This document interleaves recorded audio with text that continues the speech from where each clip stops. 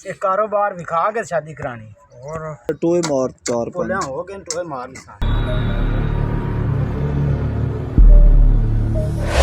क्यों पोसन जेड़े अज दा लांदा पे हाँ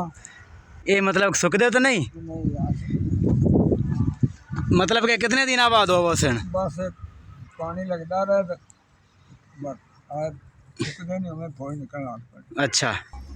आज सुबह सुबह सुते ही पाया है जे बाबा आ गया उन्हें आख्या भी दरखत लाने मतलब कि कुछ खुशबूदार पौधे लाने ते हुण उस पौधे लाने मतलब कि सानू तो खैर लाने आंदे कोई नहीं हुण ये सुता उठी जान धोता मुँह में बाबा साहब तो पहले आया लगा चलो जी पहले पौधे लाइए हुण पौधे लाने पौधे वेने भी किस तरीके लाने कुछ मतलब कि साडे तो पहले बाबे ने ला छड्डिया इदां करके ही हुण जेह्ड़े बाकी दिन ना वो असां खुद आप लाने पिछू पानी भी छड्ड दिता इन्हें इदां करके पानी भी छड्ड दिता ते मैं तो सानू पता ही है इत्थे मुलाजिम ते पौधों का जेह्ड़ा मतलब कि सीनियर कारीगर है ना वो वाह बंदा लियांदा दूरों बड़ा माली है काफ़ी अरसे दा इंदा इस चीज़ का तजर्बा है ते इन्हें पौधे लवाने मतलब ला रहा 25 साल तकरीबन 25 साल का इंदा इस चीज़ का एक्सपीरियंस है तजर्बा है मतलब कि पौधे लाने का क्योंकि मालियां दे विच काम करता रहा ना बाबा बाबा कितनी उम्र है तकरीबन इस तू काम में आया है इस काम पिछा भी लाते रहना ये नसलियां जंगलों का कितने अरसे तो तकरीबन फिर भी इत्थे तो 25 साल हो गए आए नूं ते बहरहाल पिछा मैनू 80-50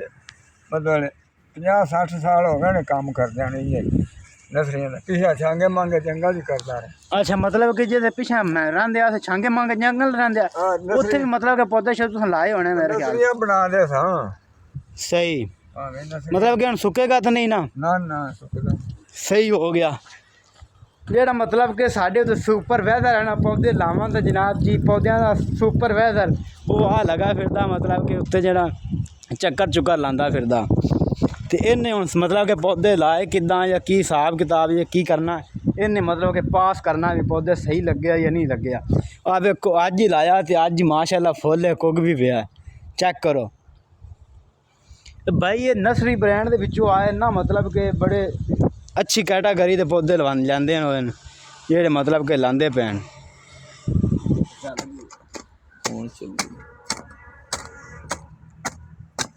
बोल ना कि तू वहीं लाओ यार ये थोड़ा जा नाली बनावे ना नाली टाइप पर इत्थे इनू हुण चौक विचू हो थोड़ा जा चंगी पोली जगह करे ना मिट्टी भी बस रही है मिट्टी सही है इन पोलियां करना यार उन विचू पोलियां कर या टोए मार चार पोलियां हो गए टोए मार इत्थे अगली साइड ते भी आओ और पौधे दे अगली पासे भी 2-3 बनाओ ये विच ही आ जासी इनू यार इनू मुड़ परां करना आ इहदी मिट्टी नाल फैलाओ दे पहली पासे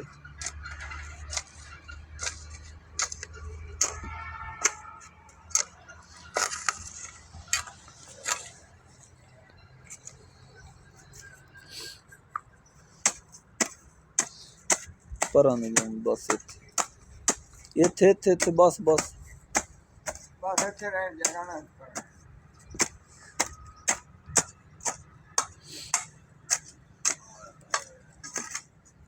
आ मिट्टी भी परां ही कर दे थोड़ी जी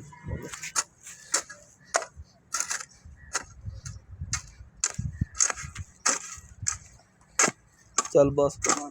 इधू टप्पे मार दे बाबे ने टोए बाबा जी सही है आए हुण इंदा इन मने राउंड दे इत्थे बनाओ तू बाबा जी को मसला हो गया दस्या है नहीं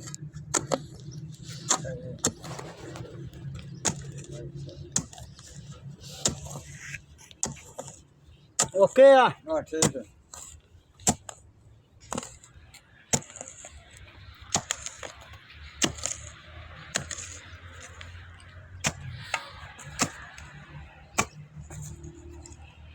बस अगली पासे दो एक टोए अगली पासे 2 टोए मार दे नहीं पर इनू जिस तरह को नहीं ना मोड़ परेड़े यार थोड़ा जा चल अगला पानी देख लवां थोड़ा जा।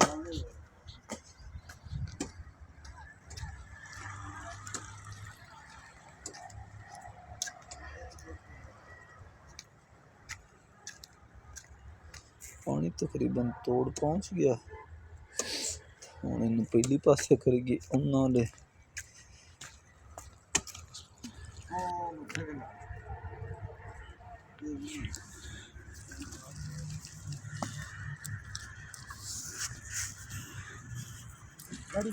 ओ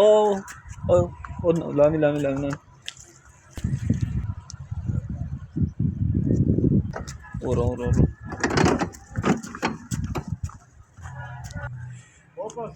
टेंशन नहीं लेनी हो बाबा जाते यार हो जाते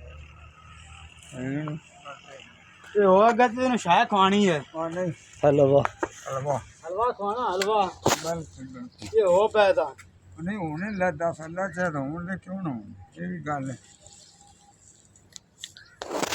इन्हें भी पता होंगे लिया देने फिर हाँ और ये फुल देन दे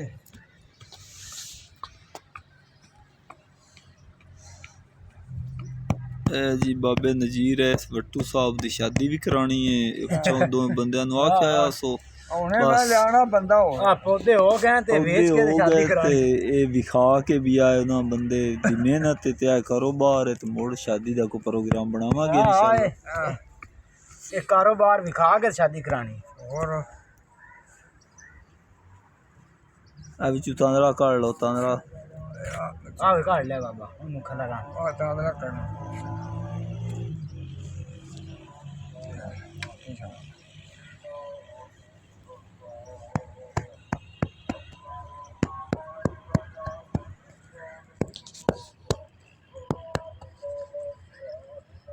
ला बाबा तू की याद रख सी नहीं नहीं बस ऐसा अल्लाह पिछले भार शादी करावी अगले नारे सोटे आवे जेडे अगले बच्चे इतने ने और नहीं वो तो करना चाहिए वो आपो अपने घरां नाल चलो मुड़ कर ला मुड़ कोई गल हाँ वो तो आपो करा जो कर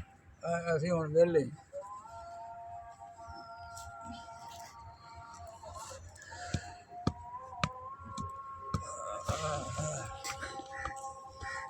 ਤਾਂ ਨਹੀਂ ਆਏ ਬਾਬਾ ਆਂਦਾ ਮੁਤਾਰ ਦਮ ਕੀਤੀ ਹੋਈ ਇਹਦੇ ਨਾਲ ਕੁੱਟੀ ਵੇ ਤੇ ਪੌਦੇ ਚੋਖਾ ਹੁੰਦਾ ਹਾਂ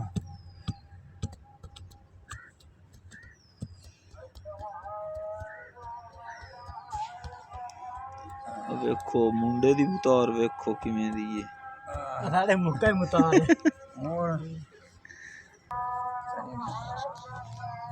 ਨਾ ਇਹਨੂੰ ਨਾ ਕੁੱਟਣਾ ਹੀ